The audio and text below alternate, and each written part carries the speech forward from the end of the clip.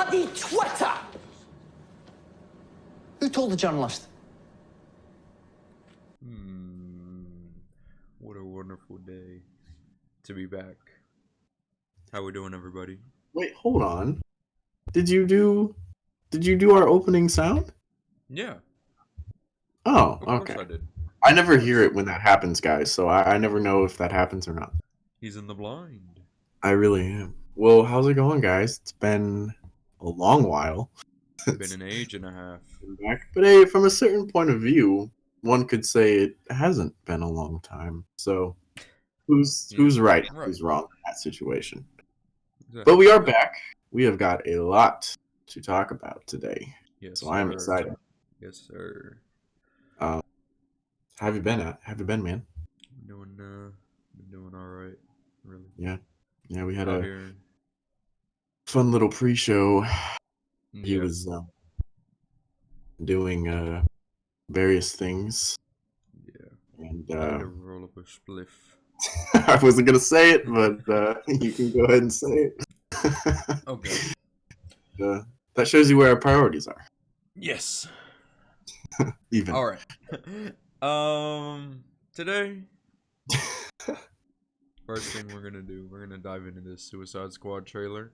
I'm hype. I've actually I'm not hype. watched it yet. I haven't watched it either. I've been waiting for us to react to it. Yes, sir. So this is going to be a DC-centric day today. Copyright strike number 2. Here we come. All right. We haven't got copyrighted for the first one, so don't forget to share your screen, by the way. Yeah. All right. Pulling it up right now. Ready? Oh shit. I have the scene fucked up. All right. Oh yeah, I gotta share my screen in Discord. I literally said it, bro. Back. Alright, here we go. Alright. Hype. Red Band trailer. Alright. This is a what are you talking about, Red Band trailer? Do you not know what a Red Band trailer is? It's like the rated R trailer. They don't hold back on like or cursing, so we'll see what happens. Alrighty. Let's play it up. Yes, sir. You gotta be kidding me. You're gonna risk the entire mission for a mental defective dressed as a court jester. It's coming from John a guy Cena? who has a toilet seat on his head. We don't leave one of our own behind. Hopefully Harley's still alive. No funny business, Arnold. These are dangerous people. Team 2 is clear to go. Fire on. 3, 2. What are you guys doing? What? We're here to save you. You were gonna save me? It was a really good plan, too. Well, I can go back inside and you can still do it. That's patronizing. I'm so sorry. Harley Quinn. Bloods. Okay. You know the deal. How are we feeling about This that first? looks already 10 times lighter and funnier than the first one, which I'm not opposed to. I think that's what they should be doing with. Well, yeah, because the Suicide Squad is like a ridiculous premise. Yeah. So why not make it wacky and fun? So I'm for it. This is the same guy who directed the Guardians of the Galaxy, and I can already tell that it kind of has that vibe already. So, yeah. All right. Go ahead and resume. Successfully complete the mission, you get 10 David days off your Seaman. sentence. You got hands. What the hell? You fail to follow my orders in any way, They got raided? and I detonate the explosive device in the base Got of raided. the skull. Real life. So this is the famous Suicide Squad. Why he got shit? Yo, what is that? There's Captain Boomerang. Num num. Yo! King Shark! Oh. Any questions? And Yes, that is your hand. Very good. we're all gonna die. I hope so. Oh, for fuck's sake. Is he, who is he supposed to be playing? You die. Who? Find out the information you give us is That false, man. You die. If we find out Idris Elba, he's blood Yeah. sport. you die. Bloodsport. If you cough without covering your mouth. Harley, although that isn't an open invitation for you That's to the talk thinker without covering your right mouth. there. The thinker. What's the plan? How the hell am I supposed to know? Wasn't he in The supposed to Flash? be decisive. And I've decided Yes, that you should eat a but big bag he's of dicks. boring as If this fuck. whole beach was completely Yeah. covered in dicks, and somebody said I'd eat every dick until the beach was clean for liberty, I would say no problemo. Why would someone John Cena all gay? over the beach? That's why madmen do what they do.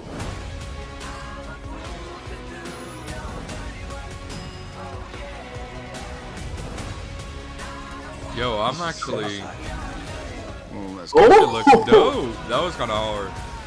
the Terrifier? Terrifier. Don't you worry, eh? I'm gonna get you out of here alive. I'm going to get you out of here alive.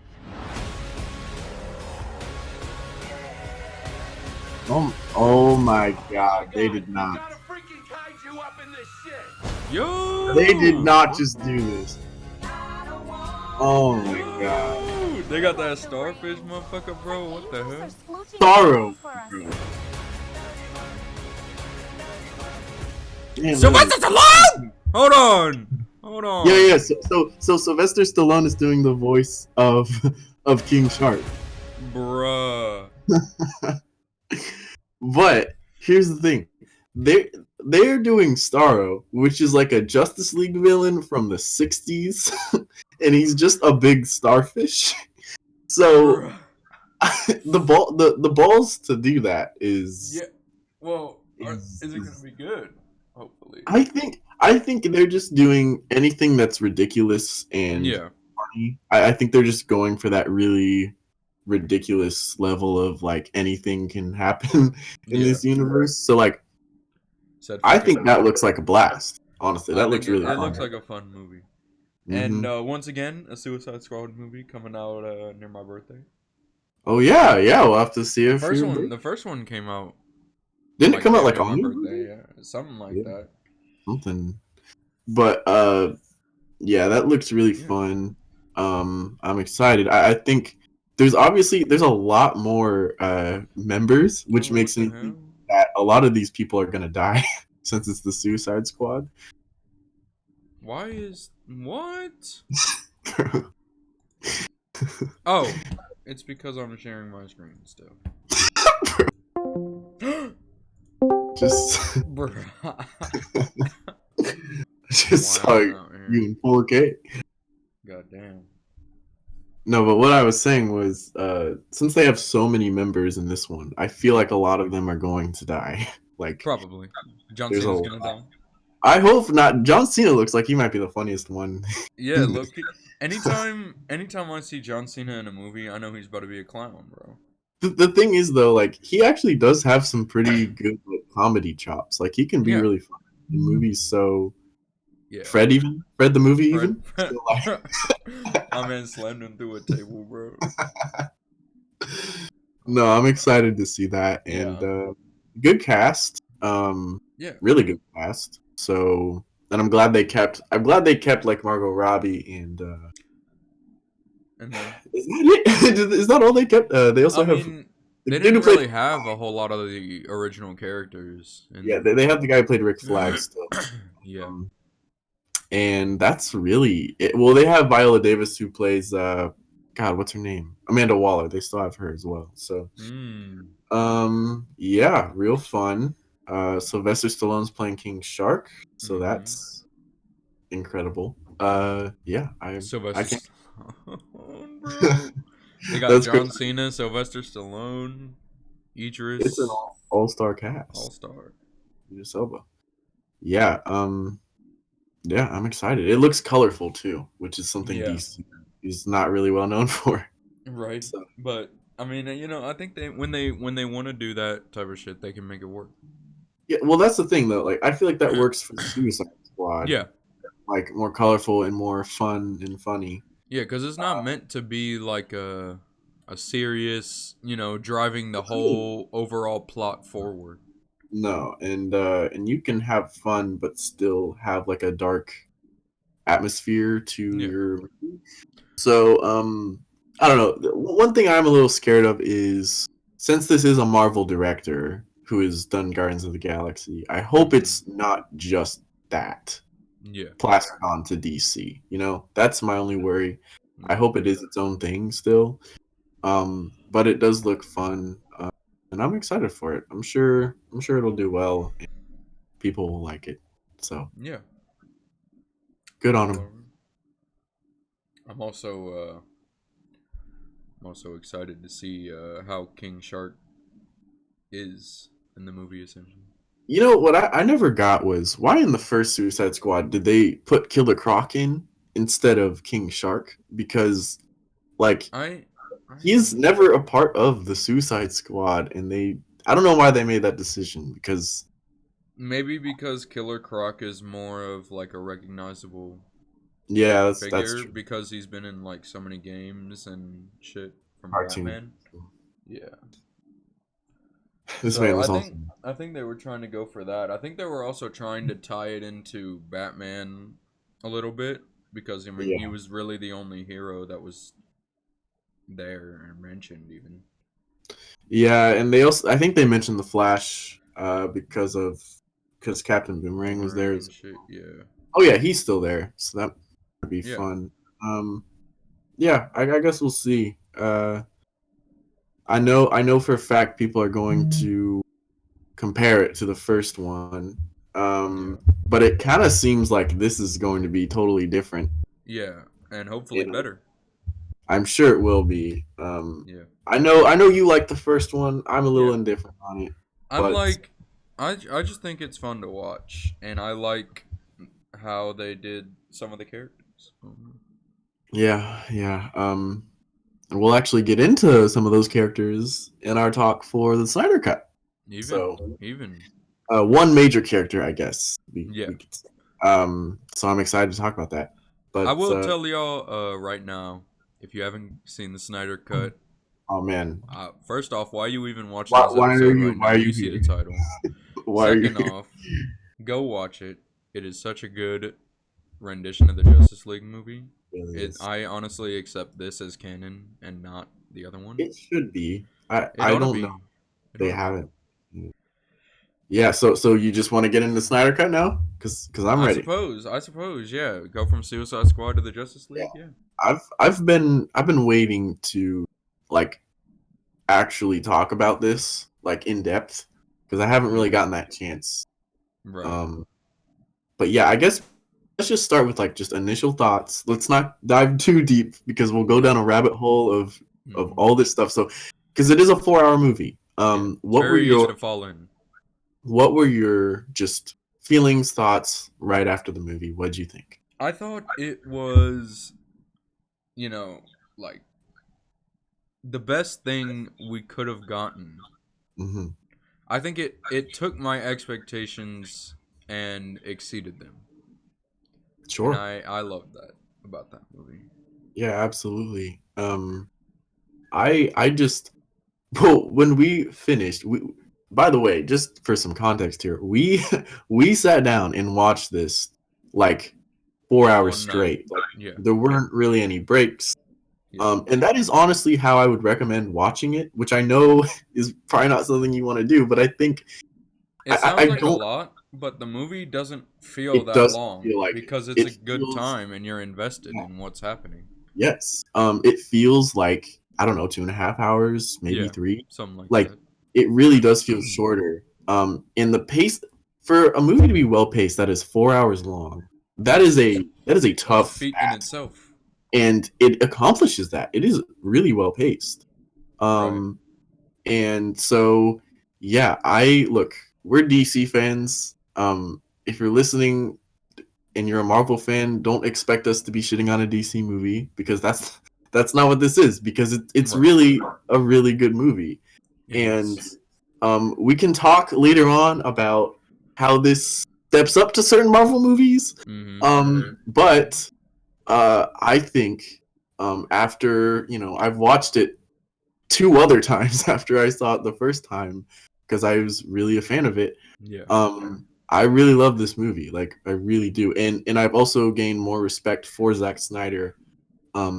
Definitely. And what his vision was for. Yeah, because it's like now you see what he really wanted to do with the movie. Yeah, and it's also making me think that Warner Brothers was really, really, they were probably, like, all these decisions they were making. Right. They were probably that was probably a lot on like the decisions we didn't like in Batman v Superman, stuff like that. That was probably a lot of Warner Brothers saying, "Hey, let's speed this up. Let's catch up to Marvel," instead of giving Zack time to really make what he wanted to make. And this is our first real shot at seeing what his original vision was for some of this stuff. So yeah, man. And it also looks incredible. The visuals are amazing. I think even Batman versus Superman would have been good if we would have got something like a 4 or 5 hour long. Yeah, or just of it, because there would be that's the thing that I liked most about the Snyder Cut is it had so much like build up information that we needed, but we just never got, and background info on people. And it gives you time with characters. Yeah, like it gives you time to actually connect with them and care about them as a character. Everyone's motivations are clear, and almost every scene has a purpose. Like there's a reason why we're seeing this unfold. And it also sets up like all these other characters well enough for their own movies that it feels more natural than it was in the original, where it just kind of just felt like a lot of this was just plastered on, and it's like, let's get this out, you know? So with that being said, I think we should probably turn our attention to like comparing it to the original, because more likely than not, I mean, more people have seen the original than this, unfortunately. Yeah. So, well, I mean, you had to have HBO Max to watch this, and right. You know, who has that? Although it did do well on HBO Max, so it ought to have. Yeah. I'm sure a lot of people that have HBO are DC fans too, because they got the whole contract. They got all the movies in there. They have all of DC's stuff on there, I think. Yeah. But yeah, like comparing it to the original, I remember when we saw the original, it was me, you, and Jackson again.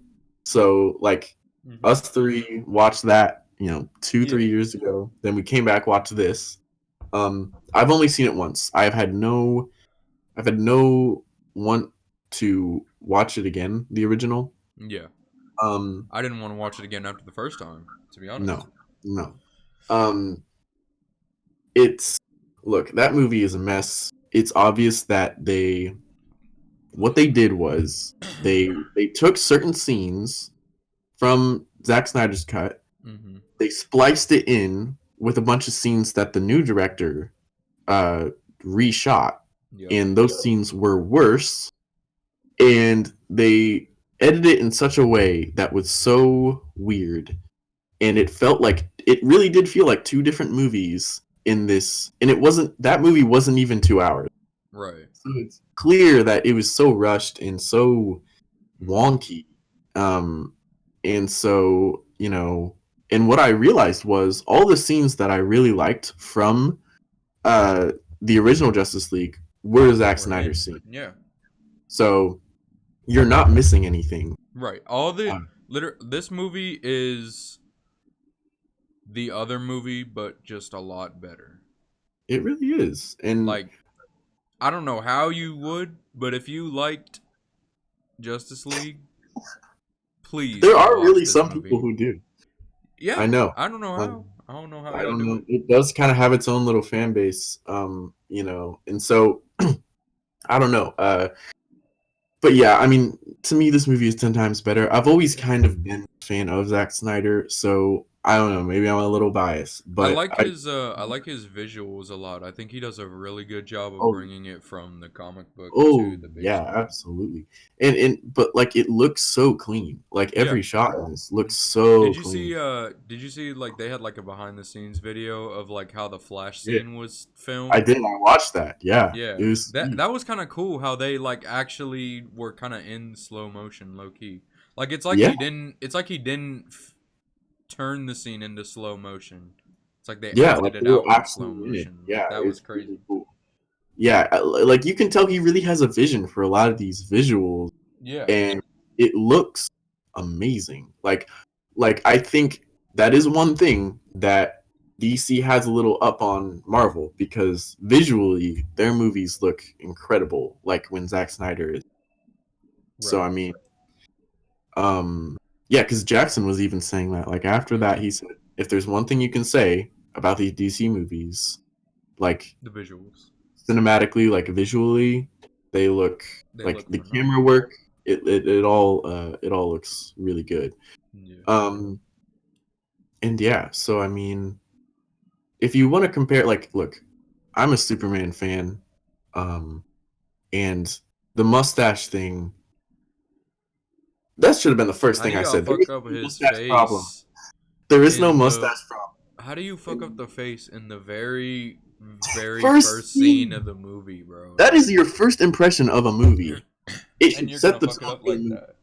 And the first scene is that is such a. I mean, that is like a symbol of what that movie is, because it's the very first scene, and it takes you out of the movie instantly, like, because that's all you're focusing on. I seen that. I was like, oh, this is what we on now. I was like, oh no, this movie's gonna be shit. As soon as I saw that, I was like, oh my god. But so I feel like that should have been the first thing we said before reviewing this. There is no mustache problem. That is no mustache problem. And they do say you should probably move. Yes, the "you should probably move" cut is here. It was in the movie. Thank God. So yeah, we got those two things. I actually low-key want to take that and segue into talking about Cyborg. Yes. How good they did him in this movie. Yes. He actually is the heart of the movie. He is. And I like that because you didn't really see a whole lot of him in the regular cut. No, they basically cut him out. Yeah. And it's like you kind of understand it because when you have that type of time frame, it's hard to introduce and get you to care about all these characters at one time. Sure. But what I will say, and I know they have the other movies. Although he is the least popular and least well-known character on the team. So you'd think also that they'd want to build him up more so people are more familiar with him. Right. But I guess why I'm glad that they did it in this movie. Yeah. Ray Fisher did an awesome job. Oh yeah, definitely. And I like how they kind of made Cyborg. I'm sorry, I was kind of far away from the mic. I like how they made Cyborg and the Flash kind of like the stars of this movie because they don't have their own movies. Like we can go and watch a Wonder Woman movie, an Aquaman movie, a Batman movie, or exactly. Well, we had Batman v Superman, so yeah. So there's not really and that even with that, he doesn't have his own movie, and they still build him up a little bit. Like Batman is the main guy in this universe, sort of. Sure. He's like the brains, and him. I think the dynamic between him and Henry Cavill's Superman is good. It's great. It is good. It's way better in this movie, I think, than in Batman v Superman.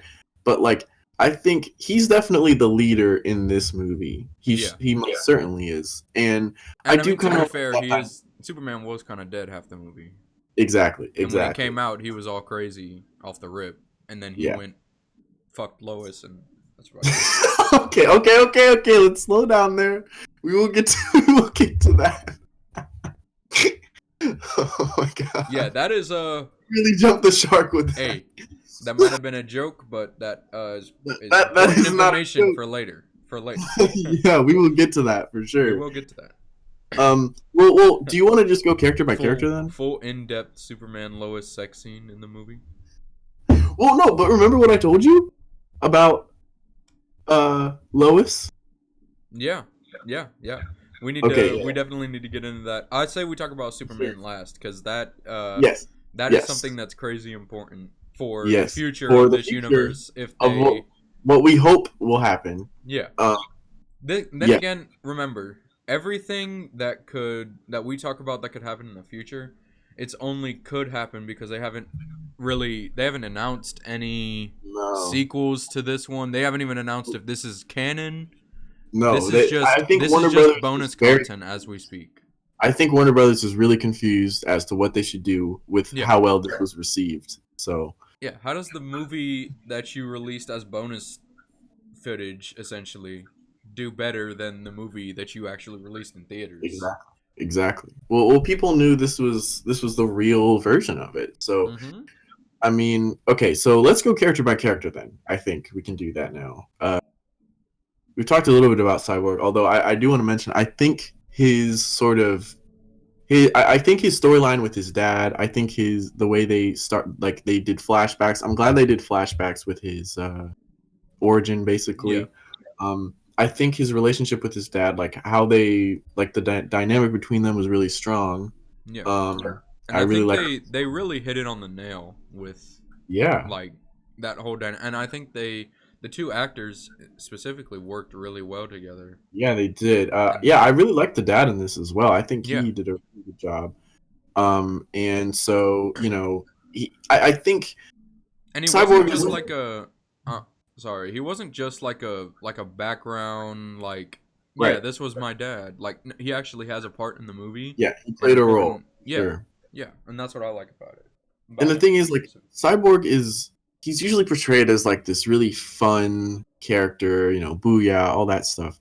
But in this, I think it was necessary because his origin is fucked up. Like he loses half of his body, and he kind of plays more of this tortured person who, is figuring out all these things. And when we get introduced to him, I was like really intrigued by his origin because we haven't seen it on screen before. So and I think towards the end though, I think he did get a little more comfortable with the team. I think him and Barry had some good chemistry as well.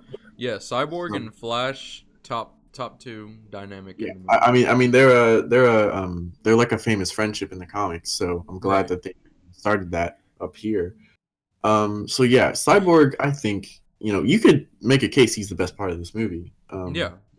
And best character, I think, and I really loved his part in the movie for sure. Definitely. And I really am satisfied with Cyborg's role and what they did with him in this movie, and I just congrats. If you're a Cyborg fan, then you should watch this movie because it's kind of a Cyborg movie. It kind of is. Because they spent a lot of time building him up and building his character and integrating him into the team. Absolutely. So, if you're a fan of Cyborg, please watch this movie. Did you have anything else, or do you want to move to another character? I say we go ahead and move on to Aquaman even. Aquaman. Okay, because I feel like he had a story going on in this movie. I haven't seen the Aquaman movie, so I don't know how it plays into that movie. Right. But I think he was kind of just there this whole movie. I agree, he had his moments. I think he had some moments that were good. Jason Momoa is really charismatic. I think he plays him well. Although he didn't have a whole lot to do at points, like he was kind of there at some points. Yeah. He does kind of come in on the king's side, though. He does come in on the king's side.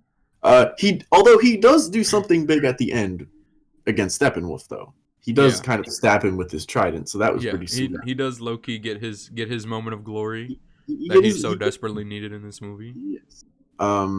Although they could have done him better, I think they do set up his movie well, though. When they you go to the whole story. Willem Dafoe. Willem Dafoe. Yeah, so they do set that up well, I think. Yeah. And so, and they set up his movie well enough to where after this, go watch his movie and you'll be sold on him. Yeah, because it's quite a good movie. But yeah, I think out of all the characters, he's definitely the one that has the least to do in this for sure.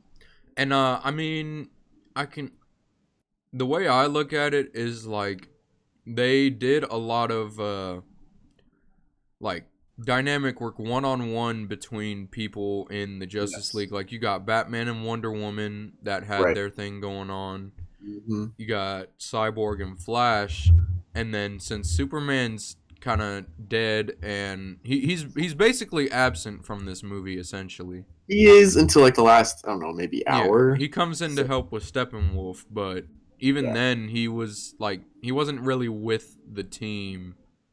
And I think he was at the end, Aquaman just didn't Yeah, he was.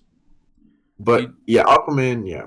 Yeah, I think if Aquaman would have had someone that he could have a dynamic with, I'm sure he would have been in the movie more. Yeah. But I think they were trying to focus, especially on Cyborg and the Flash. Yeah. He did have a little moment with Wonder Woman that I thought was pretty good because they are, he's Atlantean, she's Themysciran. Yeah. And I think they had a little moment together, which was kind of fun. But I would have wished that they would have expanded on that a little bit. But there's only so much time. I'll give it a pass. So much time. I do like Aquaman as a character, but yeah. I do kind of wish he would have had a bigger role, but I think they made up for it with what they did with the rest of the characters. Absolutely. Should we move on to Wonder Woman even? Yeah, why don't we talk about Wonder Woman? The opening, the way we're introduced to her is that is basically it was the first scene in the original, which is obviously after the cell phone scene. Oh, right. Yeah. That's actually true. But it's not that this doesn't happen until like 30, 40 minutes into the movie. Yeah. There's like a terrorist thing going on somewhere, and she has a pretty kick-ass moment. I think it's pretty good. Yeah, she came through. Really. Yeah, and she kills a guy in front of children. Yeah, she killed a lot of people in front of children. She did. And look, this is Zack Snyder's universe, man. Superheroes kill people. It's something you got to get used to. That's just this universe. Okay, the funniest part to me is that they had a bomb in that building. Yeah. And it was and they were trying to blow it up, but she's meant to stop it, yet she uses her fucking, I can't show y'all, but she does the thing with her arm. Her wrist? Yeah, the wrist cuffs, and she puts them together, and she blasts this man. The whole wall of the building just collapses. She goes to that wrist thing a lot in this movie. Yeah, I will say, I wish they would have used like some of her other shit. Right. Yeah. But I was just like, yo, these are terrorists meant to blow up this building. You're meant to save it, and you just took off the whole side of the building. I know. Like, what? She could have easily just walked up there, knocked the motherfucker out, took his gun. Exactly. But no, she decided to kill him. I think Wonder Woman, though, in this movie, does have a lot of she has some really good moments. She has the moment at the end where she decapitates Steppenwolf, which is badass. That shit was hard. What did you think between the dynamic of her and Batman, though? I think, I don't want them to push that into a love story. I don't either. I know they low-key kind of hinted at it. Why they're doing it? Because you remember that scene where he's going for the mouse and she goes to, and they accidentally touch the hands. I was like, oh no. And then they mention it like a couple other times, like kind of hint at it. I think what he was trying to do is see how people feel about it. Yeah. Give a little bit of a teaser for it, see what people's reactions are to it, and then expand upon it after that. Yeah.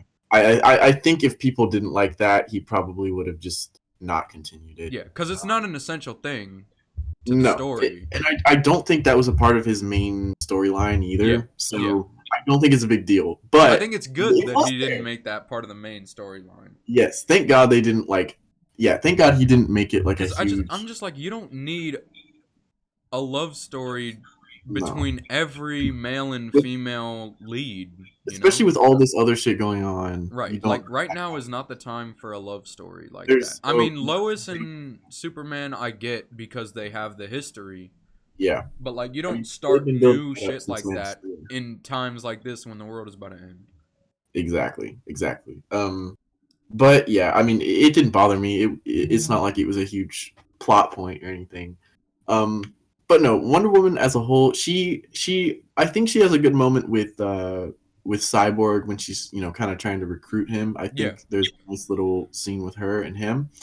And yeah, they because her movie had already come out before this was supposed to come out, so we know her as a character already. Gal Gadot is awesome; she's perfect as well. I think they couldn't have found anyone better for her. No. And the thing was, like, when they first casted her, people were like, "Oh, she's not busty enough. She's not buff enough." And I mean, Like, what? Wonder Woman doesn't need to. She doesn't have any like distinct look. You know, Yeah. there has been a thin Wonder Woman before in the comics, so like, she doesn't need to look that way. Why does Wonder Woman gotta look like a fucking big booty Latina off a World Star Latina, bro? Like, why can't y'all just Gal Gadot like, is hot as fuck, also. So I mean, I don't know what people like. are. What do y'all want? What do y'all want, bro? Y'all I know. want fucking. I don't even know, bro. I don't know. I don't like know. that. She's Like, who do y'all want? Who do y'all want, bro? Do y'all want a good character, or do you want someone y'all can fucking beat your dick off to, like the degenerates you fucking are, bro? No, Like, but I think there's a cool moment, like, you know that scene where the Themyscirans, they shoot that fireball into like that thing, and she kind of gets like this signal that something's wrong or whatever. yeah. And like it takes time for her to like research, and she sees like that thing of Darkseid, and that's how they know that Darkseid is basically coming. Yeah. That was never in the original, so you lose all that, and there's no reason they think that anything is happening. Right, and like Darkseid didn't even was he even in the original movie? Like, did he? They mentioned him once. It was only Steppenwolf. Yeah, and I okay. I'll wait till we get into Steppenwolf to talk about We will get into Darkseid. Steppenwolf and Darkseid. Don't worry. Yeah, because I actually really like what's going on with that situation. Yes, I do too. I like how there's actually like motivation now. Motivation. And, like, there's a reason for almost him to feel bad for him. Like, for real. You almost are sympathetic for Steppenwolf, and I think it's good when you find sympathy for the villain, because it's like, I feel like that's when it's a really good villain. Absolutely. And look, in the first one, Steppenwolf was such a nothing character. He looked bad. He was just the only thing we knew is that he wanted mother boxes. That's the only discernible trait about his character. Right. And he was so bland, and his lines were bad, and his CGI was bad, and it just didn't make sense. But in this, you know, you get a little bit of, he's not there to get mother boxes really, or to hurt people of Earth. He's just there so he can get Darkseid's attention, so he can go back to his home. Why don't we just go ahead and segue this into Steppenwolf so we can? We basically have already. Yeah. So essentially, Darkseid has told Steppenwolf that he owes him like what was it, like 50,000 worlds or some shit? It's ridiculous. 50,000 conquered planets, bro. This man is 50 big ones in the hole, bro. Yeah. And so he goes back to Earth because he knows there's a mother box there, and he can use the mother box. The anti-life equation is also there. The anti-life equation. I like how they brought that in too. Yeah. Because they didn't talk about that at all in the other one. No, they really didn't.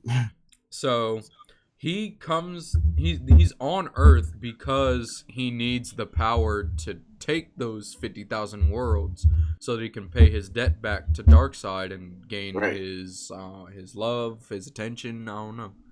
Yeah, anything so he can get back to his home planet. That's all he wants. Really. Steppenwolf Darkseid love story.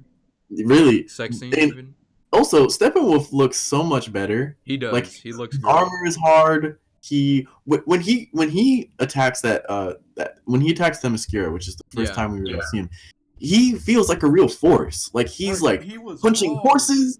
He was really knocking the fuck out of them horses, bro.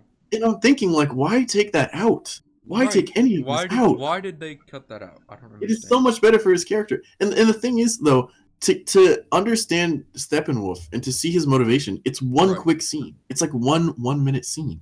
Yeah. And they took it out. They didn't build on him at all as a villain. He was just kind of there, like he's like just a boss in a game that they had to fight. Really? Like he wasn't anything. He felt like he was just there. I do gotta say though, that one motherfucker who was on his case the whole time, bro. Desaad, you remember this man? Bruh, that man pissed me off, bro. He pissed me off. I was pissed for Steppenwolf. I know. This man came back every 2 days talking about something. You conquer this world yet? You got the mother boxes. What? Like Steppenwolf would be talking to him. He would like ignore him and be like, "Where are the mother boxes?" Right. Like, bro, this man is on the same planet as the Justice League. It is not going to be like a one day, one and done thing. Exactly. He was really debt collected on this man. I know. For no reason, bro. Yeah. So Steppenwolf actually was a good villain. Mm-hmm. So I feel comfortable saying that he was a good villain. Also, since we've kind of covered that, I think this should lead us to the flashback scene with all the old gods. Mm-hmm. Because that scene is crazy. It is. So we get a Green Lantern in there. Yes. We get Zeus, Hades, like all these gods. We get mad. Oh my god. Fighting Darkseid. Yeah. And it's awesome. Like yeah. So. Yo, cause they sent the fucking. Didn't they like send Titans or some shit? Yeah. Well, yeah. They sent like the Atlantean army, the Themysciran army, then like an army of men, like who are on the world, and then I guess the Green Lantern as well as the gods. Mm-hmm. And they all teamed up to fight Darkseid, who was like the biggest threat, and Darkseid gets fucked low key. Like he gets his ass handed to him. Right. Yeah. He did. He kind of got spanked and put in his place. You can tell like he's kind of earlier in his career though, because like he doesn't have the Omega beams yet, or like a lot of his armor. Yeah. So you can kind of tell he's not as experienced as he probably is when he's maybe going to face the Justice League. So no, I think I thought it was a really awesome scene. If you're a comic book fan, it's like because we get to see who's the God of War again? I can't even remember his name. Kratos? Or Ares. Nah, yeah, Ares. We get to see Ares from Wonder Woman come through. Yeah, he's hard. He's hard in this. He is. And I don't know. It's great world building and mythology that goes into this universe, I think. And it was an awesome scene. Definitely. And yeah, I really like the dynamic between like Darkseid and them. The scene in the very end when they cut this man's Steppenwolf's head off. Oh my god. And then send it through the portal as Darkseid watches, bro. That shit was hard. Cuz this man Darkseid, he opened up a portal to basically watch Steppenwolf fight fucking the Justice League. Yeah. He literally just had front row seats to the shit. I just can't get off of how dirty they did this man Steppenwolf, bro. Yeah, bro. They really cut his head off and threw it to his what is Darkseid again? Like his uncle or some shit? Yeah, something like that. I think he is his uncle. Yeah. So. Something weird like that. But yeah, and then because if you remember, Superman lasers one of his horns off, and then when his head comes through, Darkseid smashes the other one off. Right. And I'm like, nice, man. Man, let me help y'all out real quick. He said, I kind of want to see this. Darkseid really just teamed up with the Justice League to beat up Steppenwolf, bro. Right, bro. Like, for real. But yeah, no, Darkseid I think he looks really cool. Yeah, he looks dope. I think his overlooming threat is hard as fuck. Yes, I like the voice actor. He sounds really good. I'd like to see more of him. Like, I really would. So I feel like we should talk about the anti-life equation. So yeah, when this man Darkseid tried to conquer Earth once, which was in that flashback scene with the Atlanteans, the Themyscirans, and shit. He tried to conquer Earth, and yeah, he failed. And he left the anti-life equation on Earth, but somehow, some way, he doesn't know where it is. Yeah, that didn't make a whole lot of sense. I guess they didn't know that it was on Earth. I guess not. For the longest part of the movie. Even though he was there, there and left it there. Right, motherfucker literally said, damn, where did I put that anti-life equation? That's really what happened, bro. Like, also, to explain what anti-life is, it's basically like, if you can use it on a planet, you can like take over anyone living on it and turn them into parademons. And he basically just controls, and he can build his own army of. Turns everyone into a slave parademon that does his bidding. Yeah, pretty much. So, and you know, it's a pretty big threat to the world. Yeah. I mean, it's kind of like the Infinity Stones for Marvel, basically. Yeah, even except he came first. It's not half; it's the whole. it's the whole. Yeah, it's basically the whole. But no, Darkseid's good. Also, one thing I did realize was, you know how like they were talking about the old gods that faced up against him. Well, the Justice League are the new god. That's kind of crazy. Which is kind of sweet. Like, I didn't really realize that's what that is. Like, the Justice League are the new gods facing against Darkseid. So, I really like that. And Zack Snyder obviously was like, he was setting that up. And no, that scene is really awesome.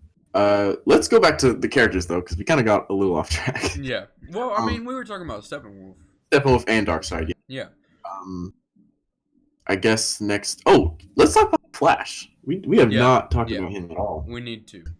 If anyone needs an explanation, it's the Flash. Yeah, for sure. I actually really liked his character in this movie. I did too. I thought they did him really well. I think he's like, I feel like he's one of the best characters they could have chosen for comic relief in this particular timeline and movie and universe. For sure. He's the best option. And I like that. I like how they made him comic relief. Because, I mean, the Flash is really a comical character. Yeah, he is. He really isn't in the CW, which is fine. But I think I was ready to see more of a comical Flash. Yeah, because as a whole in the Justice League, you need some comic relief. They can't all just be... Everyone is serious. business all the time, bro. And that's why I'm actually kind of excited to see where Cyborg goes, because if he might become the energetic, funny Cyborg that we know, because you know, he's more comfortable with the Justice League, and they help him realize that he's not a freak. And he's been given a gift that he can use to help them.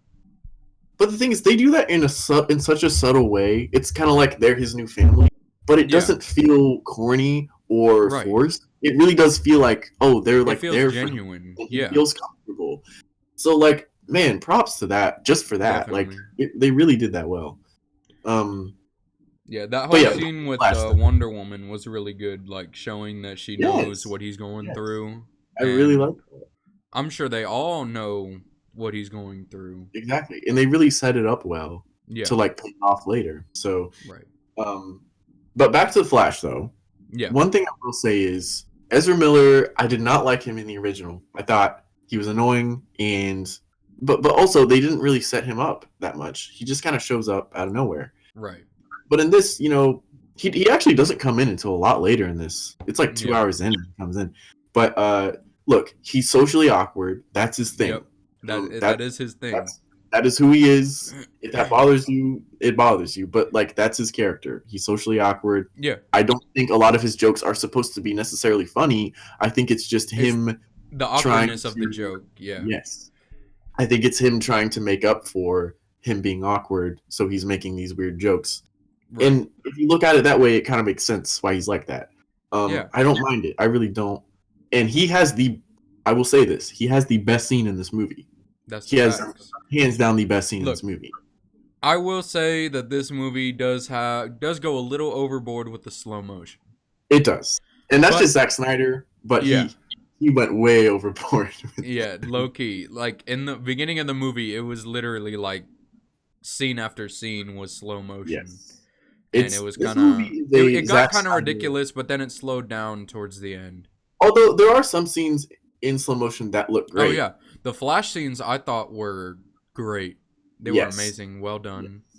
But like one thing about this movie is it is a Zack Snyder orgasm. It is everything you would expect in a Zack Snyder movie. Like he goes all out. So I mean, yeah, it is a little bit too much in the slow motion. But the Flash, what did you think of the opening scene with him, with Iris West, when that weird music is playing and he gets like the hot dog? You know, I think that is a good setup for his own movie. I like how they had it in there. Don't think that it was necessarily necessary. Yeah, I thought it was a little weird at first. Yeah. But then the second time I watched it, I was like, I guess it's kind of cute. Yeah, Whatever. and it's like it shows you that. I think it was there essentially to show that his universe exists, and we will get a movie. Mm-hmm. And we are. Iris West is going to be in it. Yeah, we are. Like, that movie is set to happen. So yeah. it sounds like we actually are getting that. And I think Cyborg might be in it, which they ought to make a Cyborg movie. To be honest, they were supposed to, but they canceled it. Teen Titans movie. They have a show. They have a Teen Titans show. Like they have a live action Teen Titans show. So I'm not sure if they're gonna do it. Well, they also got a live action Flash show. That's true. That's true. And a live action Superman show. Yeah. And Smallville. Smallville even. Too bad Jackson's roommate isn't here. Yeah. Talk about Smallville. Oh God, he could go on for days probably. No, but with the Flash though, I do want to talk about that scene towards the end, because he saves the day. Like, he's the savior, really. So basically it's like Cyborg, he needs some charge to stop the mother boxes or something like that. Yeah. And Flash is like running around and around and around. And these parademons keep trying to shoot him. And one somehow does, I guess. Yeah, I guess he got the aim of a god or something. Right. They somehow shoot him right when he was ready to. But no, so basically, like, everyone dies and he has to stop. He stops time. Yeah. And he goes back in time and stops it and gives him the charge or whatever. And like, it's such a cool scene because, you know, like, because the whole time the Flash is like scared of saving people. He's scared of being a superhero. Yeah, he's like he's playing like the background, you know, support role. He's like a little kid. Like he's like a little kid working with grown-ups, you know, and he doesn't know what to do. And now he finally has a moment where, you know, it's just him now and he has to do it. And it was really good acting by him. Definitely. The music, when the music's playing and it's like this big triumphant moment, and it really hits well. Yeah. And looks so cool. Like in the Speed Force, him reversing time. Right. It looks crazy. Like how do you think of a visual like that? Like, it looks so awesome. Right. And yeah, and he obviously saves the day, and I think that's like the best part of that, like the best moment in that movie for me, hands down, is that scene. Definitely. But yeah, that was an awesome moment for sure. But yeah, the Flash is pretty great in this, I have to say. I really like him in this movie. Jim Gordon, J.K. Simmons. J.K. Simmons. Oh my God. Did it for like 2 scenes. Happy. I was so happy when I seen that man. It was a dub, because anything J.K. Simmons is in is this man said, "There's more of you." Nice. There is one scene where someone talks about like what's happening, and he's just like, okay, so, and he just gets like so obviously like he doesn't care about like what they're talking about.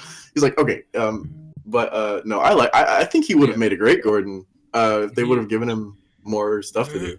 Yeah, if they can come through with a Batman movie, get this man Ben Affleck back on board. Oh, it would be quiet for that. Yeah, get Commissioner Gordon.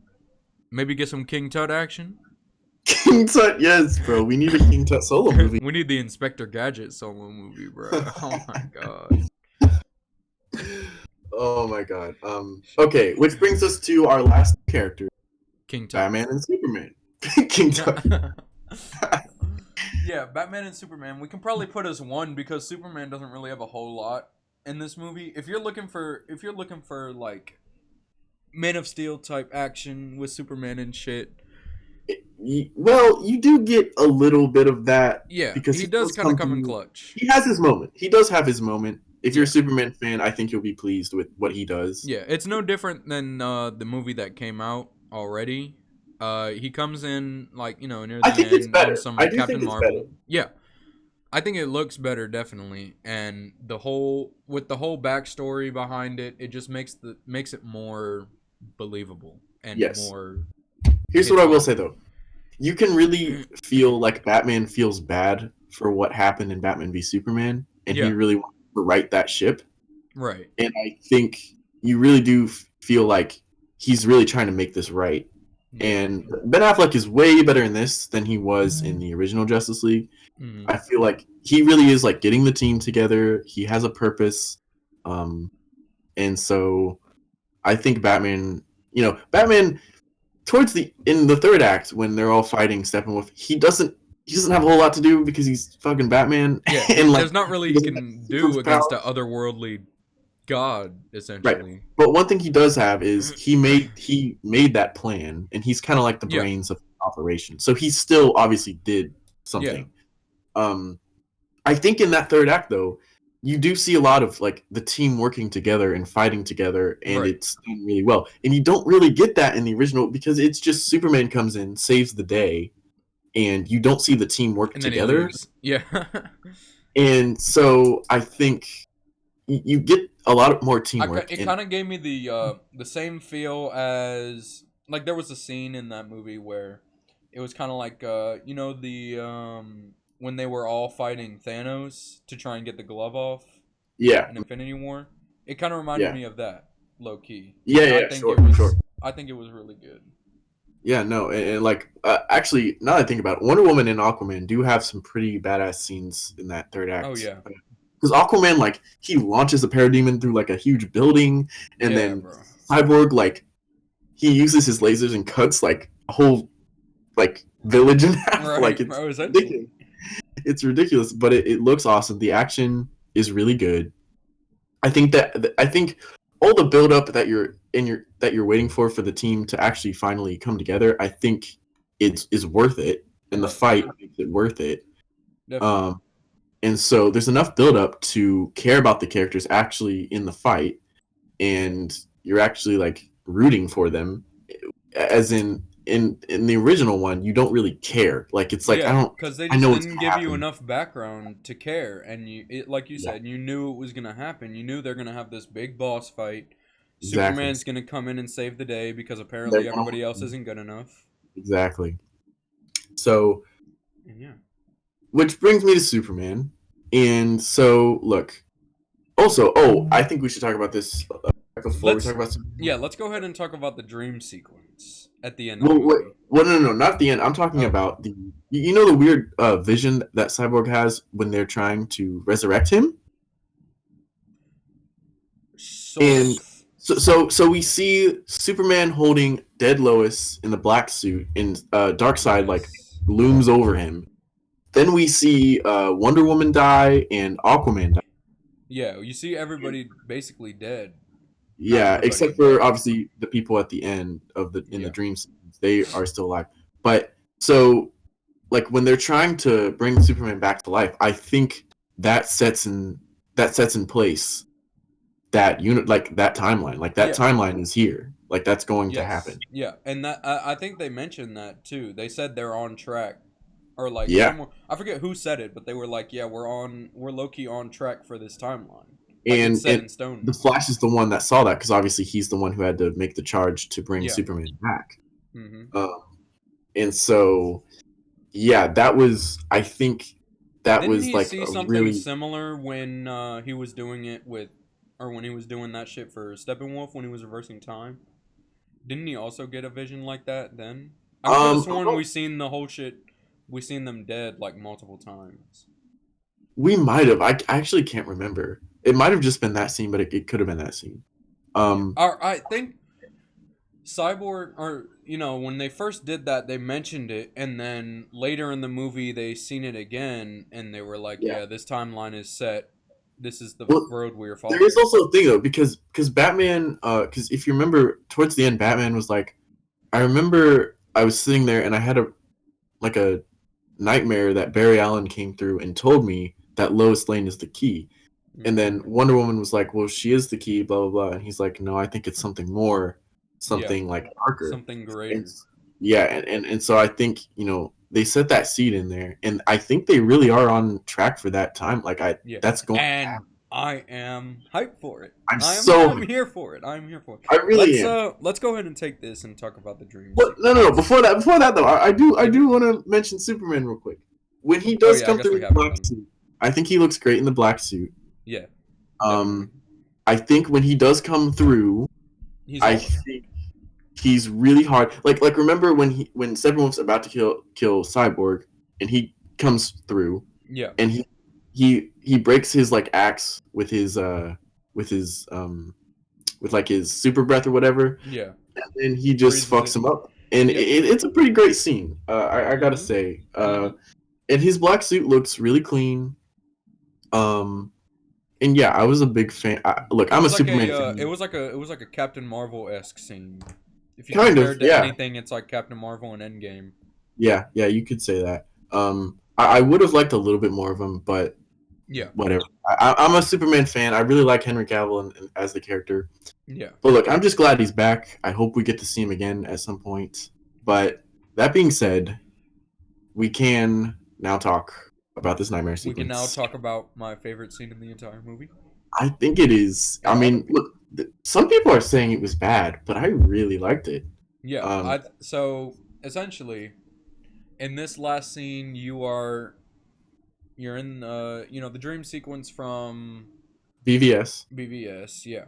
In that same setting, they're in this apocalyptic world. It looks so cool. Batman.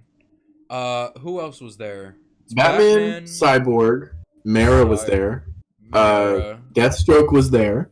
Deathstroke, yeah, because they introduced him. The after credits scene from Justice League is actually not. It's like in the movie.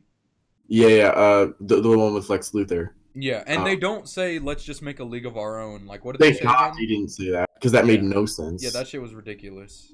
That scene actually makes sense because it sets up like Deathstroke and Batman because Lex says he says Bruce Wayne is Batman, and so Deathstroke now knows who he is, and I think that sets up that just makes so much more sense. Yeah. And so Cyborg's there. The Flash is also there. Yeah, the Flash, and then we get the Joker, Jared Leto's Joker. No tattoos. Long hair. Tattoos. He looks good. He sounds good. I think. Yeah, I think he's good in this. He had a really good part for what he played. It is really well written. I think. Mm-hmm. I'm pretty sure Zack Snyder wrote that because they filmed that scene like recently. Like they brought everyone back to film that scene. Like Ben Affleck, everyone. You get a sense that this is not no kiddie world no more. This is a rated R world. It is a rated R world. It is a rated R universe. And I like that.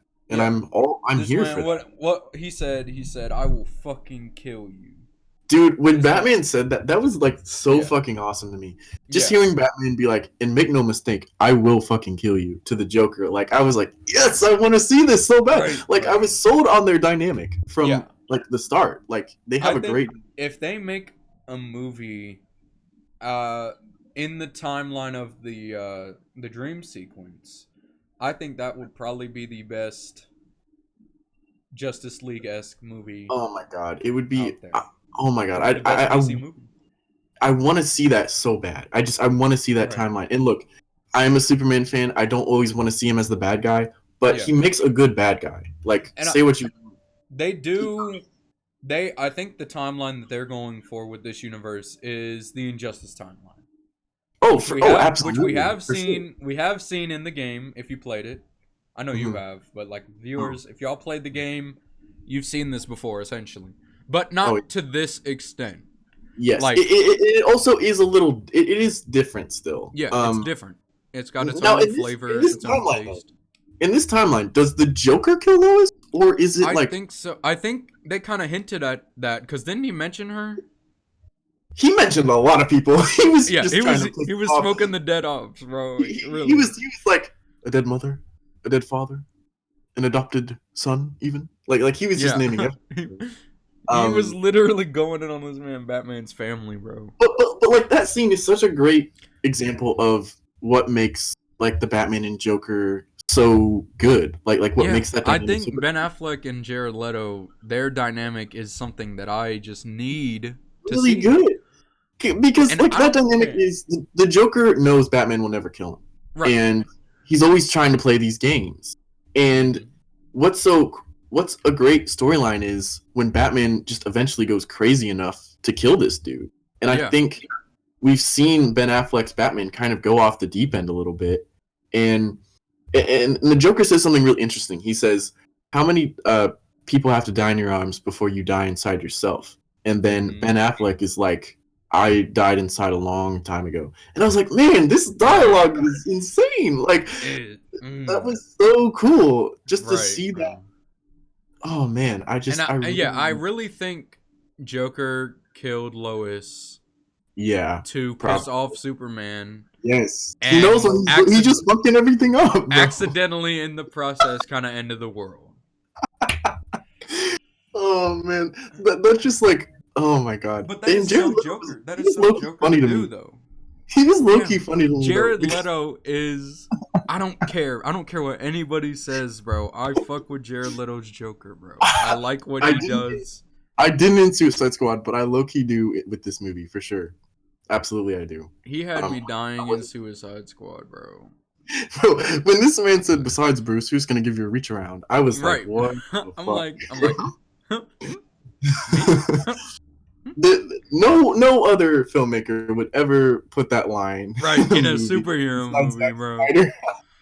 That's facts, bro. He said, besides, who's gonna give you a reach around? No, but here's the interesting thing. So when we see Superman holding Lois, he's in the black suit.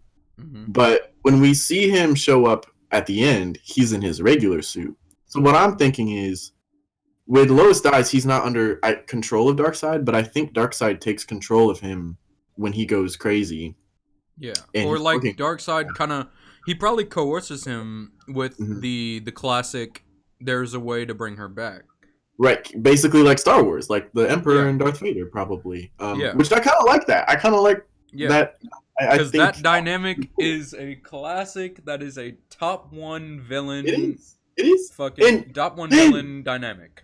With that dynamic, and also Joker and Batman, and just and Deathstroke being there, like, oh my god, like, I need that. Like, I really do need that. I need that scene, bro. I need that into a movie. I need that movie, like, for real. And look, I could already tell Ben Affleck and Deathstroke were gonna have some pretty good scenes too, because Deathstroke says something like, "You really think we should have brought him?" And then Ben Affleck's like, "What do you think?" And then they just keep like walking, and then obviously Superman shows up, and when watching that scene, like just Batman and Joker talking, like my heart was beating. I was like, "This is intense. I love it." Yeah, and I didn't want it to end. Like I really wanted to keep watching that movie. Yeah, they ought to just extend the Snyder cut to just show that. I know, and extend so another 4 hours. I really hope we get that movie. Like over anything else, I want that movie. And I mean, we'll see what happens. Well, this also leads to the numbers and what Warner Brothers has said. So this is what's happening right now. Justice League did really well. It got like 1.8 million viewers on the first night, which is really good for HBO Max. Definitely. Especially for a 4-hour movie. Right. And so Restore the Snyderverse was trending on Twitter and had the most tweets for any movie of all time. The fans are still speaking out about it. And so, and look, Warner Brothers has come out and said, look, they said, we hear you. Zack Snyder got to do his trilogy, but we are focusing on moving on. We already have a plan in place. But it did sound like the door was still open. They didn't exactly say this is over, and I don't think it is over. Look, the fans spoke out enough to get the Snyder cut. So why can't they speak out enough to get the Snyderverse? Exactly. Because look, I don't necessarily think Warner Brothers has a plan in place. I don't think they do. I think Zack Snyder has a plan. Well, he had like a 3-part Justice League movie plan in place. Yeah, definitely. And the only reason he didn't get to do it is obviously the tragedy that happened with him and how bad the original did, which is not his fault. He didn't do that. Yeah. So I don't know. Think they need to give him another 3 movies, another 2 at least. He at least deserves another shot, another movie. Yeah, like he has come out and said he's not opposed to coming back. Let him do a sequel to this. See how the numbers turn out. Right. Exactly. I think enough people have watched Give him the time and freedom that he needs, and he can make a fantastic movie. A really good movie. And I think, obviously, this Justice League movie, we get all the origins, we get all the build-up, and now we can get a Justice League movie that's, like, super dark and what he wanted to do. So, like, I don't know. Like I think... You know what I think? I think this movie right here should set a precedent for Hollywood in general. The studios need to stop taking so much control over a movie.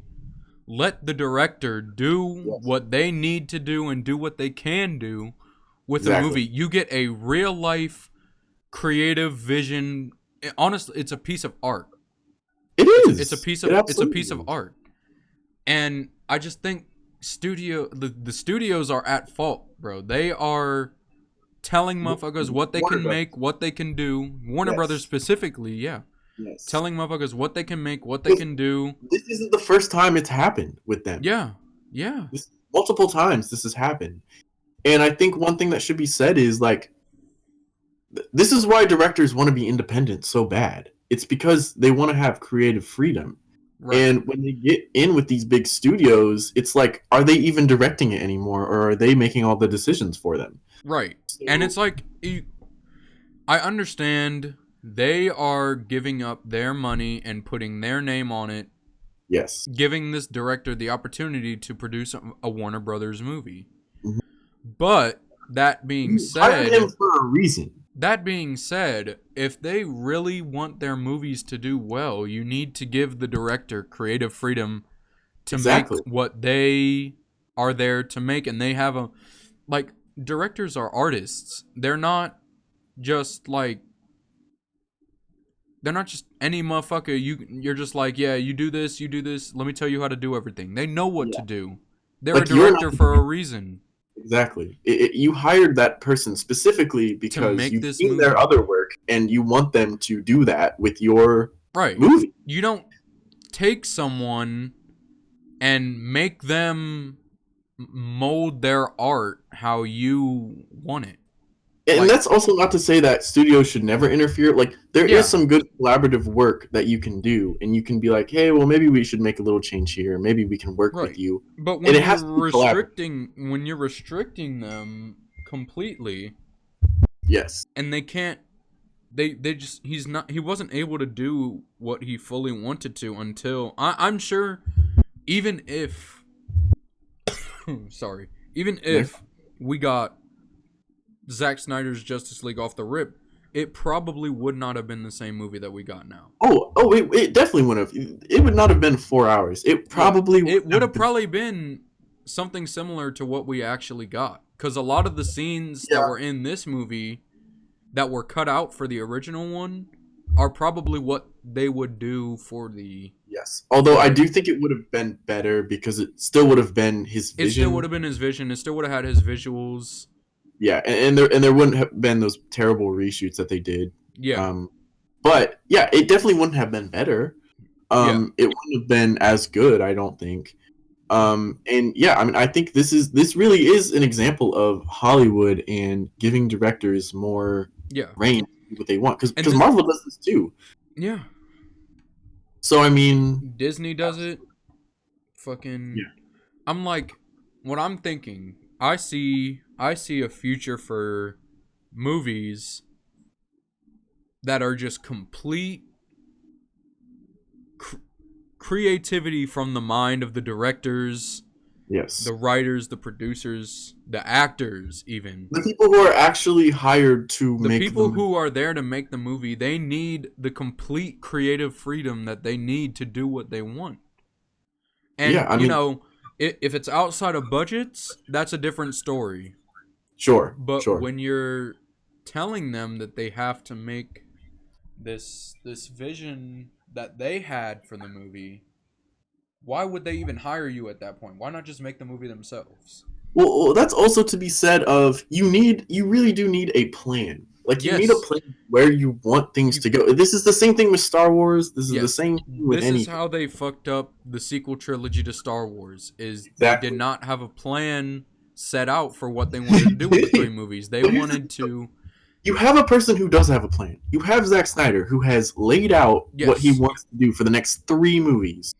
And he wants to start a universe. This has been shown in the past with directors like Steven Spielberg and like Indiana Jones, fucking Star Wars, George Lucas. This man is fucking the master of plans, bro. This man had an entire saga. He had a saga planned out from the beginning. And that's what made it so good. That's why it's such a cult classic. That's why it's such a fucking it's a real creative force. And they didn't tamper with it. They let him do what he wanted to do. Right. And it being like that also left it open for more like outside people to create stories about a universe that we never even seen. Like, we got the Old Republic. We got mad different comics, mad different stories about a universe. You can see what great things can come when you really do give a voice to someone who has something to say, and you don't mess with it. Right. And like the best movies of the year, these past few years, they haven't been like big studio movies. They've been independent directors. No. A lot of them have been independent. A lot of them have been from South Korea, like Parasite. Like, a lot of them have been these movies where, it has been something that the studios have either, given them creative control, and maybe they have a lower budget because, the less risk you have with a movie, the more creative freedom they'll probably have because you're not spending money on it.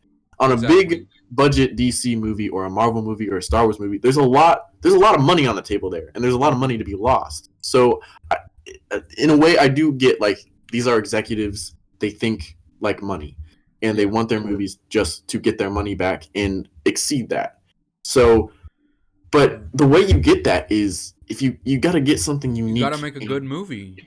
Exactly. You got to make a piece of art worth the money that you spent on it. This is why Solo did bad, because they fired the directors and then they forced all this stuff, and this is why movies bomb all of the time. And sometimes, sometimes it will be a really good movie and it'll bomb. Like, that also happens.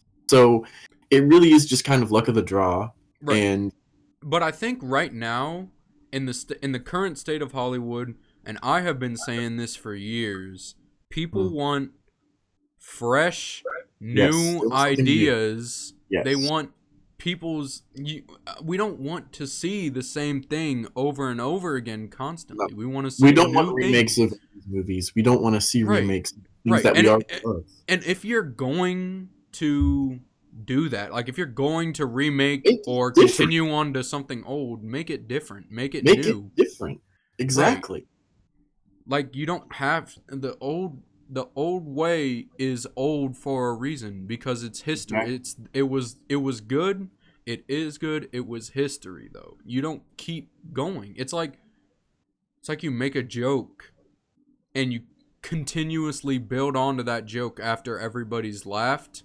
Yeah. Yes. Nobody's laughing anymore. Yeah. No. No one is laughing. It's just. You're totally right. You're totally right. I've never been one for let's remake this. You can still make Star Wars movies, but make it different. Still make it different and make it your own, because George Lucas had his own thing. Too many people are trying to be George Lucas. Too many people are trying to be Steven Spielberg. Right. Please just be your own voice. Be your own person. That's what people are dying to see is a new, fresh take on something.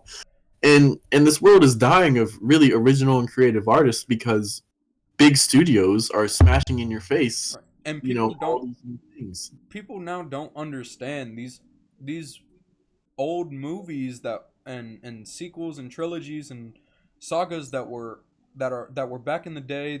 They were already done and made. They were original ideas. Yes. Back in the day, they weren't remakes. That's why they were so successful. That's why they were so popular. Ideas. People don't get that. And who really wants to see a remake? I feel like just because it's a big budget, people need to see it. Like I don't get that. If the old movie was like bad and you want to make a better version of it, by all means, please. Sure, yeah. But if you want to fix, when you're taking something that's not broken, why fix it? Why are you're not fixing it? You're just making it worse. Right. You're fucking it up. It's usually a more generic version of what was already a great thing. That is exactly what it is. So we decided to speak facts today on that. But no, I think that needed to be said though, because I think that really does play into what is happening right now. SNYDER. Yes, and I don't think it's fair what happened to him. Yeah, because what happened to him was a terrible tragedy that he couldn't have even, he didn't know that was going to happen. And so, look, I mean, the show must go on, though. I get the studio had to continue it somehow. But the way they treated his work and basically just took a shit on it. Right. And Zack Snyder said he hasn't even watched it because he doesn't. I get that. If I was him, I would be pissed if I watched that movie. Oh, if I watched that, I would be, oh my god. Beyond pissed, bro. If I made something as good as the Snyder Cut and I seen what they did with my shit when I had to leave because my daughter killed herself, bro. Yeah, that's messed up. Yeah. I think there are, this may not, I don't know the whole business logistics and money behind, movie production and shit like that. Right. But when stuff like this happens, I think you just need to bite the bullet and delay the movie. I know. That's delay. I never understood what was so wrong with if something goes wrong during production that you can't control, just delay the movie. Or if you're not done with the movie, delay the movie so you can finish it. Well, the thing is though, they spend a lot of money on marketing. That is a big thing. Like almost like 2 times the budget is marketing a lot of the time so that people can see it. So if you waste already a lot of money on marketing and then you delay it indefinitely, that's like you have to spend all that money again. I mean, it really is about money. Yeah, but at the same time, you're going to get a better product. Yeah, if you know it's a considerably better movie, you wait. I think they should have waited. Yeah. I think they were obviously seeing what he was doing. And movies are like stocks. Like, you invest in them, they can do well, but they can also do bad. And you just got to take the L at that point. Yeah, As a multi-billion-dollar company, just take the L. I mean, you have to be willing to take a chance, for sure. And that's how all the great things got started. It's been risks. They've been risk takers. And Zack Snyder is a risk taker. I will give him that. Maybe not always the best. Maybe not always for the best, but like that's something I always want out of a filmmaker. Someone who's willing to take a risk. Right. And to do something new or do something a little bit out of the box, and he's doing that with this universe. 100%. Exactly. And I feel like I am a strong believer that taking risks is it improves life in general. Like if you're always playing it safe and trying to do old things that worked over and over again, you're gonna live in a very gray, boring world. If you're never willing to put something on the line, take risks, do something new, it's like the same thing as like, it's like someone that gets, chicken tenders at every single restaurant. It's like you do that your whole life, your life is gonna be very, very bland. Like those chicken tenders. Yeah, we're talking to you, Logan. Talking to you, bud. Talking to you. But one thing I have go to that fucking Mexican restaurant down the street and try that. Yes, exactly. El Portal. Shout out El Portal. Shout out El Portal, bro. Please, if Please watching go this there. shit, They and need your money. you live in the Columbus area, Reynoldsburg area, Go check out El Portal. bro. They're amazing. But going back on that though, one thing I've always thought of, and I really do believe this: nothing we have loved, whether it be entertainment, movies, life in general, nothing we have loved has ever been a product of playing it safe. Exactly. Ever. Exactly. It has never been a product of, oh well, we'll just do the same thing we did yesterday. It's always something. What can we change for tomorrow? What can we do that is going to be different and unique? What can we do to make tomorrow fun? You know? Exactly. And I think that's at heart what Zack Snyder is doing. And look, to finish this Snyder cut, because he did have to do a lot to finish this, because it wasn't finished.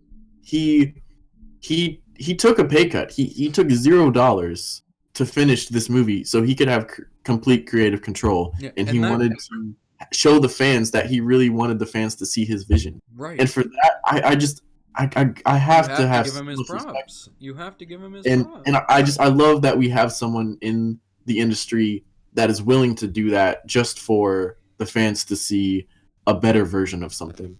And it makes me feel like, you know, there is still hope for voices and visions that still have creative and original takes on things. Yeah. So for that, I respect the hell out of him for. Absolutely. Well, we're actually at an hour and 26 minutes. Oh my god, I've been here for like 15 minutes, bro. I know it is so easy to talk about this. Yeah. I think for us, because we're such big DC fans. Yeah. But one thing I will say is, look, we're huge DC fans. Yes. We have been waiting for a Justice League movie like our whole lives, really. Right. And we got it. We got a Justice League movie that we can say is good. Yeah. And has subverted our expectations, and we got to see our favorite characters. Yeah. Do things. As a fan, this is what I wanted to see.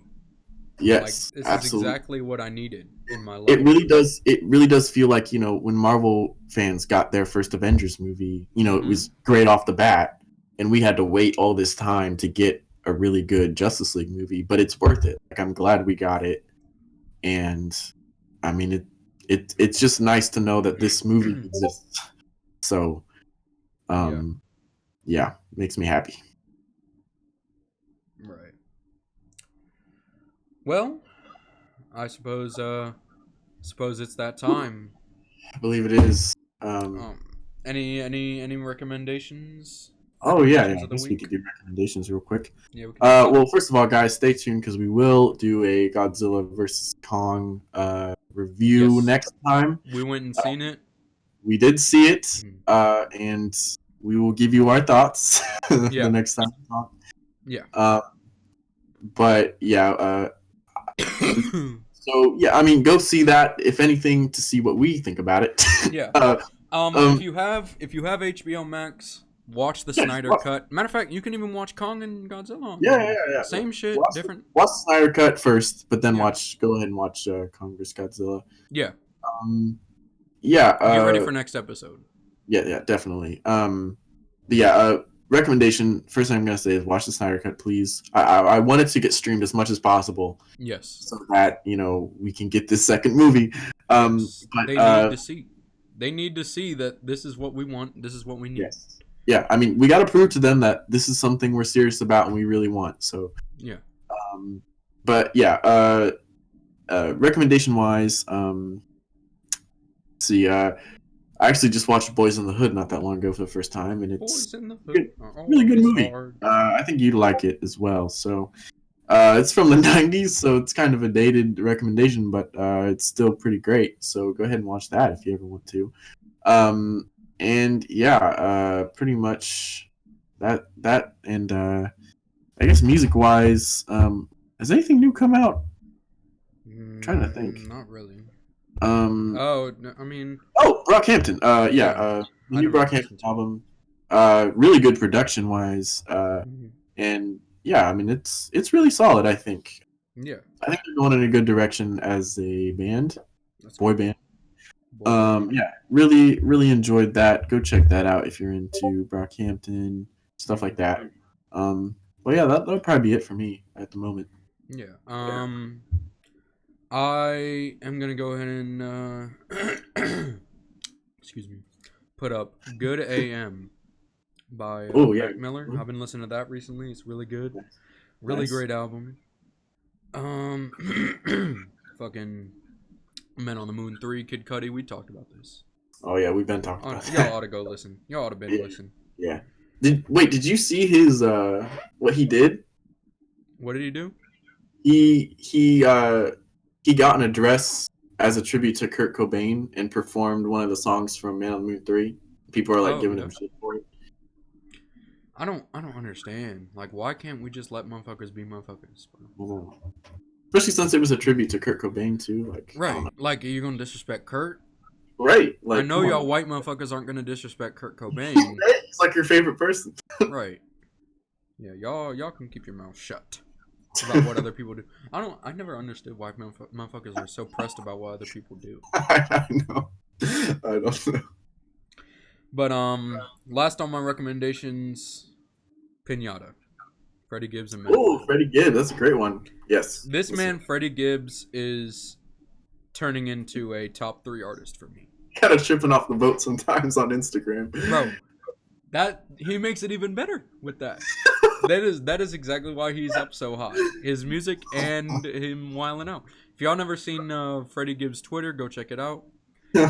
He actually got banned on Instagram. Yeah, he got banned on Instagram. I forgot. Twice or His some story's shit. Wild. His story's Yo, wild. yes, bro. I don't know where he finds that shit. So that what was city, ridiculous. fam? Oh yeah, Freddie Gibbs. Go check him out. Yeah, very he's great. good. Very good. Him and Madlib work amazing together. Yes. Anytime they drop a project, it's wondrous, bro. Have you listened to what's the new one? I haven't listened to the new one. Is it Bandana? Man. Huh? Is it Bandana or is that? Yes. Listen to Bandana because it is right. It's right on that line of Pinata. You'd love Bandana. Yeah. Oh, Alfredo. Also yeah. Another good album. Absolutely. Right. Absolutely. That's a good one. He genuinely puts out like good work all the time. I think he never really puts out a bad project. So definitely a solid artist to check out if you like rap or just good music. This man dropped a Pinata Deluxe. Oh yeah, you ain't heard that shit? Fucking what? 83 songs. Okay, maybe I haven't heard that whole thing actually. Okay, I'm gonna add it. I mean, a lot of the extras are like instrumentals and the Alex Goose remixes. Mm-hmm. But it looks like there's also a lot of different songs on here. There is at least 30 new songs. You know what we should talk about sometime? We should talk about like what the best deluxe album is sometime. That's fair. It's like a topic. And guys, our question of the week this week is: have you watched the Snyder Cut? Will you watch the Snyder Cut? What did you think of the Snyder Cut? And what do you want to see next? Yeah, leave it in the comments. It's going to be very DC centric. Leave it in the comments. Yes, we strive to get at least one comment. Yeah, that's all we want. Can we receive one comment? No, but we have. Look, I love talking about this because I care way too much about this. So, and I know other people do too. So I know I'm not alone. So, let's get the Snyder Cut trending, guys. Yeah. Once again. All right. Well, this concludes this week's episode of Who Told the Journalist. Let us know what you thought in the comments. Answer the question. You already know what to do. You know your homework. Get ready for next episode coming up. Godzilla versus Kong. And whatever else you want to talk about. Yeah, whatever the fuck else may happen in the time between now and the next episode. Yeah, sure there will be plenty to talk about. Oh, we do have the Mortal Kombat movie coming up this Friday. Yeah, do we want to do a double feature? Like, we can talk about Kong and Mortal Kombat? I feel like we could. Yeah, we could probably do that. I just didn't want to do it for this one because I felt like the Snyder Cut was going to be a really long conversation. Yeah, it was pretty long. Yeah, it was. So yeah, let's do that, guys. Look forward to the double feature. Yeah. And yeah, we'll catch you on the oh, Flippity that's flop. not the right scene. Yeah, on the flippity flop even. Flippity flip.